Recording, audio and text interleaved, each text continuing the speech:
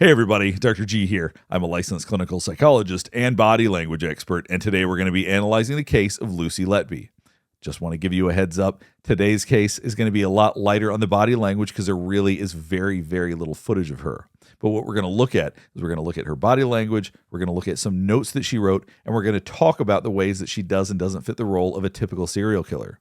For those of you that are not familiar with Lucy Letby, she's a UK-based neonatal nurse who was recently sentenced for the murder of 7 babies. Before we get started, I do want to remind you, I have never met Lucy Letby. These are just my opinions based on publicly available information. This is not a formal psychological evaluation. These are just my opinions. I also want to remind you to like and subscribe if you want to see more content just like this. All right, let's go. So unfortunately, there's really only a couple of clips available for body language, so the analysis of that is going to be very brief. But more than anything, we're going to see how her body language appears relative to the psychology of how she talks in her notes. This first clip is during her arrest. Let's jump right in. Yeah, not a problem. So you can tell that her facial expression looks quite sad. And I know that may sound obvious that somebody getting arrested would feel sad, but some people look angry, some people look flustered, some people look confused. Sadness is what I'm seeing from her right now. Yeah, not a problem. And it's not even fear or anything like that. It's just that her eyebrows and her facial expression show sadness. So it's interesting that that's how she's reacting to this arrest. I'll move that seat forward a bit. Sure. Yeah, I just had knee surgery. So. Oh, right, okay. So everybody's got their own way of reacting during arrest, particularly people that have committed heinous crimes. She seems very calm for the most part. It sounds like she said she just had knee surgery, but beyond that, she just seems overall relatively relaxed, but sad that this is happening. So here's a brief moment from her interrogation by police. It's the only footage that's available as far as I know. Let's watch it and see if it shows anything. There would be a lot more deaths in it. I've been linked to somebody that's there for a lot of them. Did you have any concerns that there was a rise in mortality rate? Yes. Okay. So if you look at the way that she responded, now I've seen other videos with people that have known her talk about her. She tends to be quiet. She tends to be introverted. We haven't been able to see a baseline because we haven't seen that much footage of her, but this seems probably consistent with the way that she oftentimes presents. She was also described by someone as having a beige personality, someone that knows her. So it gives the idea that she can be a bit bland, for lack of a better term. But as far as body language, what does stand out is how remarkably still she's sitting. She's not giving much emphasis when she speaks. She said yes very quietly. What happens in situations where someone feels that they're in danger or that they're going to get in trouble is that fight or flight kicks in. And the first stage of fight or flight is actually freeze. It actually goes freeze, flight, and then fight. And when freeze occurs, it makes us sit very still. It makes us not want to be seen. So you think of that from an instinctive point of view, it's a way to hide from someone that might want to do us harm. So the fact that she's sitting kind of slumped over, very quiet, very still, may speak to that fact. Let's watch the rest of this and then we'll review it one more time. So tell me about that. What concerns did you have?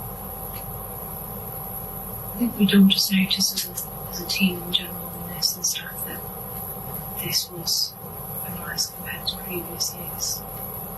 What's so interesting about the way that she presents is that oftentimes, and this is true of her as well based on the acts that she committed, but oftentimes serial killers are impulsive. That is a big part of what makes them do their crimes, and allows them to do that. And she is so controlled right now.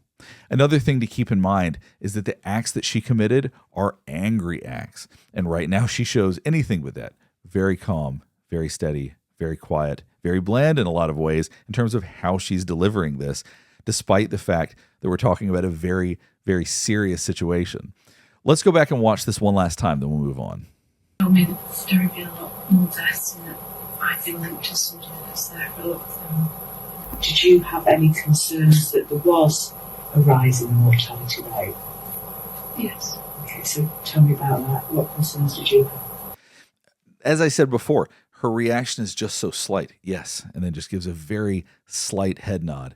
So once again, if anything is to be taken from her body language, it's that she is trying to appear as small as possible, trying to not be noticed in a sense.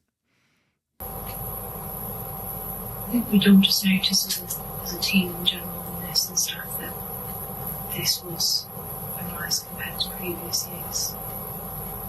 Think about all the energy that might be bubbling under the surface as she sits here. Think about how much self-control she must have to be able to do this in this situation, because this would be nerve-wracking if you had committed multiple murders to the most vulnerable population you could possibly imagine.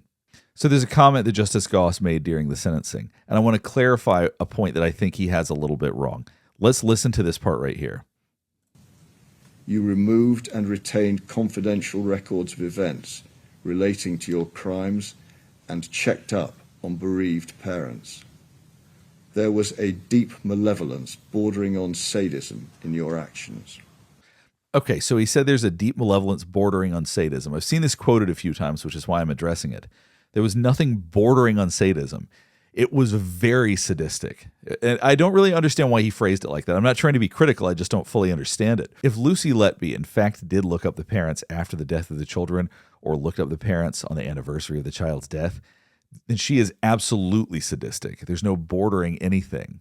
So we're going to look at one last thing before going on to analyzing her notes. I want you to look at this picture of her right here, and then compare it to this picture right here. So as you can see in one picture, her eyes are very dilated. In the other, they look very normal, for lack of a better term. Now, we don't have any context for this picture, but I just want you to keep in mind that when someone's eyes are this dilated, that oftentimes it's due to excitement. That means that there's really intense emotion going on under the surface.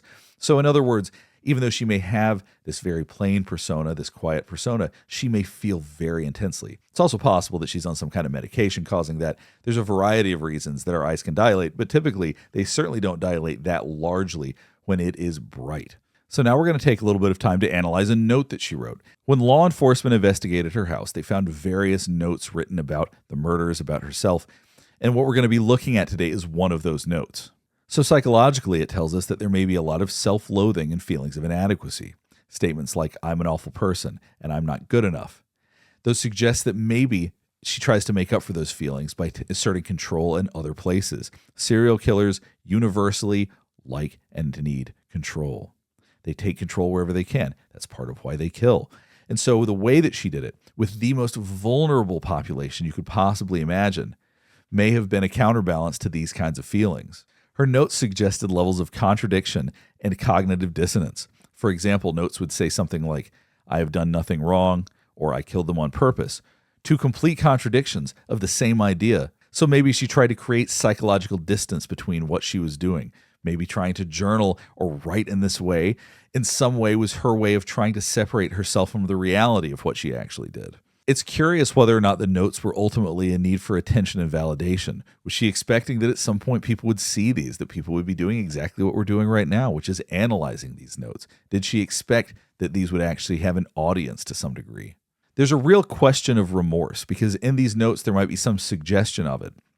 But the question is whether or not any of that's real or if it's a manipulation, because she's been described by other people as being very manipulative.